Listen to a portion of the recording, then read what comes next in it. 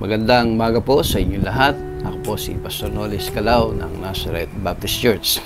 At masusubukan po natin ang ating pong pag-aaral sa aklat po ng Colosas Kapitulo 4, talata pong 2. Manatili kayong lagi sa pananalangin na kayo'y mga puyat na may pagpapasalamat. Tayo po muna sa mandaling manalangin.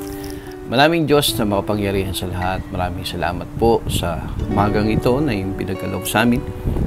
Maraming salamat din po, Panginoon, sa patuloy na buhay at kalakasan na iyong binibigay sa bawat isa. Amin pong dalangin na kami po ay inyong samahan sa pag-aaral po ng inyong mga salita.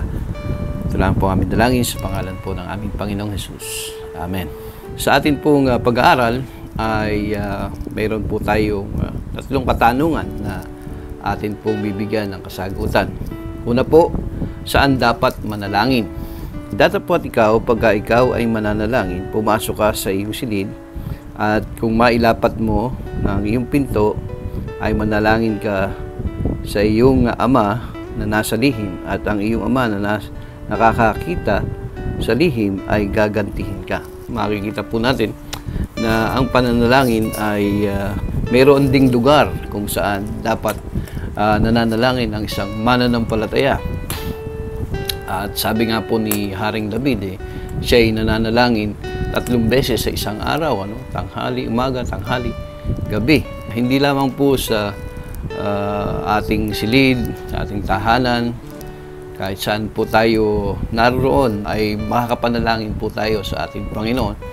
Lalong-lalo na kung tayo po ay nasa loob ng church, sa araw ng prayer meeting, sa mga services, sa worship service, sa gospel hour. Marapat lamang po na tayo ay manalangin palagi. At yan din naman po ang sinasabi ng salita ng Panginoon sa Luke chapter 18 verse 1. At sinilita niya sa kanila ang isang talinghaga na sila'y dapat magsipanalangin lagi at huwag manglupaypay. So, napakahalaga po ng panalangin sa buhay ng bawat mananampalataya. At dapat po nating dalangin lahat ng mga kapatiran, iglesia, mga manggagawa, ang mga pastor, ipanalangin sa Panginoon. At ang pangalawa po, na katanungan ay paano mananalangin ang bawat mananampalataya. Sabi nga po ng salita ng Diyos sa Matthew chapter 6 verse 7, at sa pananalangin ninyo ay huwag ninyong gamitin ang walang kabuluhang paulit-ulit na gaya ng ginagawa ng mga hintil. Sapagkat iniisip nilang dahil sa kanilang maraming kasasalita ay didinggin sila. Huwag nga kayong magsigaya sa kanila sapagkat talastas ng inyong Ama ang mga bagay na inyong kinakailangan bago ninyo hingin sa Kanya. Magsidalangin kayo ng ganito: Ama namin, nasa langit ka, sambahin nawa ang pangalan mo. So, nandyan po sa banal na kasulatan, nakasaad po kung paano tayo mananalangin sa harapan ng ating Panginoon.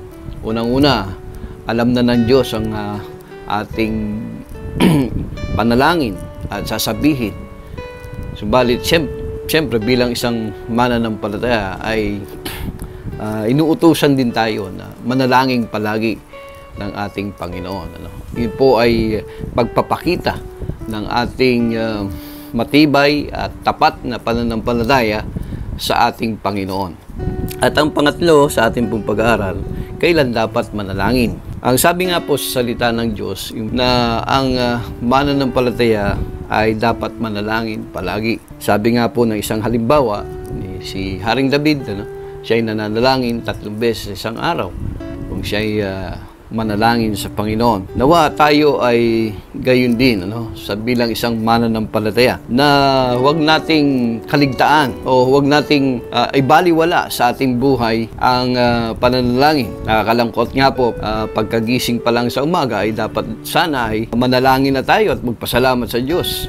Dahil tayo ay binibigyan niya ng lakas, ng buhay, sigla sa araw-araw. Binibigay niya ang ating mga pangangailangan sa araw-araw. So, dapat lamang na tayo ay magpuri at magpasalamat sa Diyos sa ating mga biyaya na natatamasa o natatanggap mula sa ating Panginoon. Hindi yung pagkagising mo sa umaga ay cellphone na kaagad ang iyong hawak-hawak. Hindi ka man lamang magpasalamat sa Diyos na ikaw ay nagising pa sa umagang ito. Ang marami ay nakakaligtaan ang magpasalamat sa Diyos. Tuwing umaga, pagkagising natin, ay mayroon tayong hininga.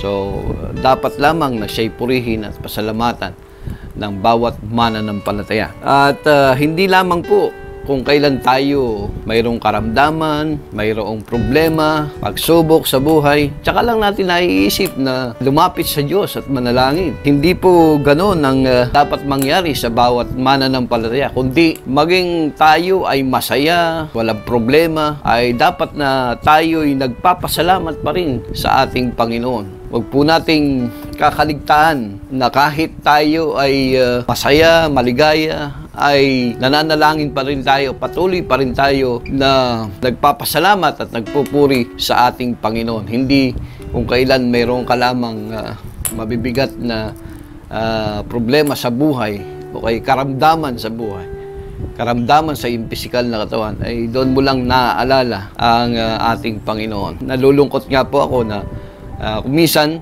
ay may tatawag sa cellphone at magsasabi, Pastor, panalangin mo ako, may sakit ako. Yan. Pero ang nakakalungkot naman, nagsasabi siya na ipanalangin siya ng pastor, pero pagdating naman ng araw ng gawain, ang araw ng prayer meeting, araw ng worship service, araw ng mga gawain sa church, ay hindi umasumpungan, hindi uma-attend ng church. Kung maisipan lamang, ay doon na-attend ng church. So, nakakalungkot po yung mga ganong sitwasyon, kapag mayroong mabigat na karamdaman, mabigat na problema, ay naaalala ang Panginoon.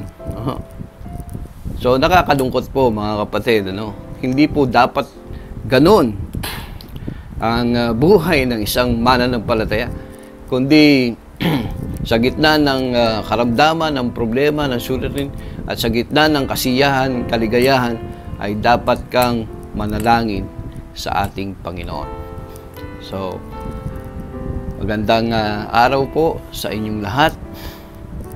Tayo po'y manalangin.